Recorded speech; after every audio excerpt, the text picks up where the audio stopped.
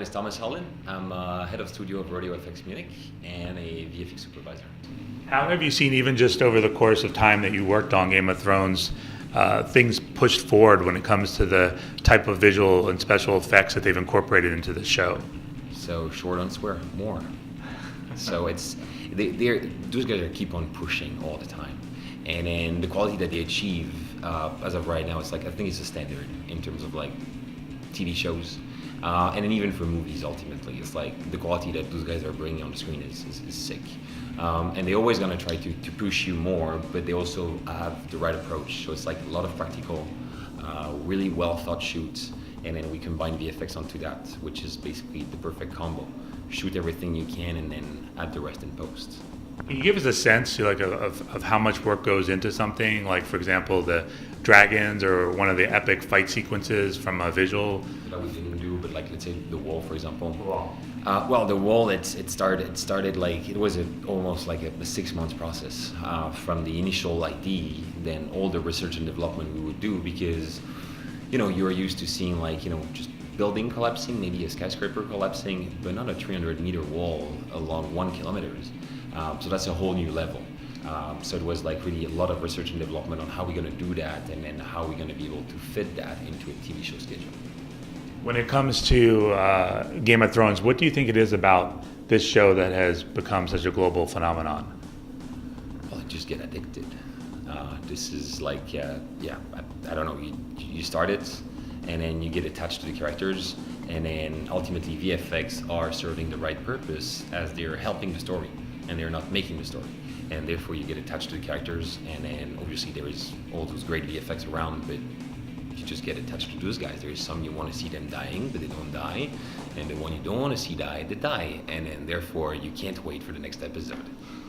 When it comes to the scale at which you guys have been working with on Game of Thrones, can you compare it to maybe movies in the past? Because it seems like there's a lot of work that's going into a television show that you wouldn't have had even 5 years ago. Oh no, they really set the standard.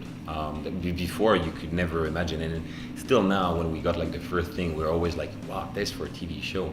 But ultimately you realize that Game of Thrones is playing in a whole new league. It's not the average TV show. It's like the next step TV show.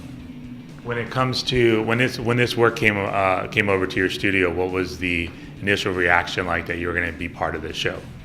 Well, at the beginning, it started on like more like environments and digital matte painting and comp, and then slowly like we ramp up with them as the TV show was starting to get bigger and bigger in terms of VFX. We follow with them, and yeah, every new season it was like, damn, that's what is coming. Great, tons of challenge.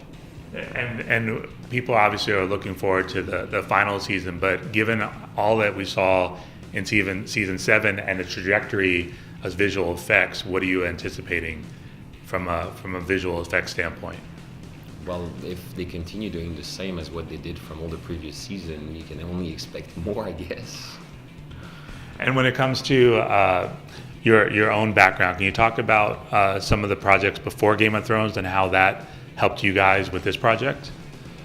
Well, I mean, we kind of evolved with them, and then like the studio was growing, like then we would be able to tackle more onto Game of Thrones, but obviously we were also doing more and more onto other projects. So like everything was like leveling up at the kind of like the same time.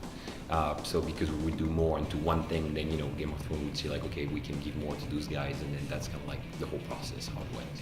When it comes to visual effects, we're seeing a push now, especially on the theatrical side, to real time. Is that yet hitting the television side of things, real time effects? No. Is that something you guys have even explored?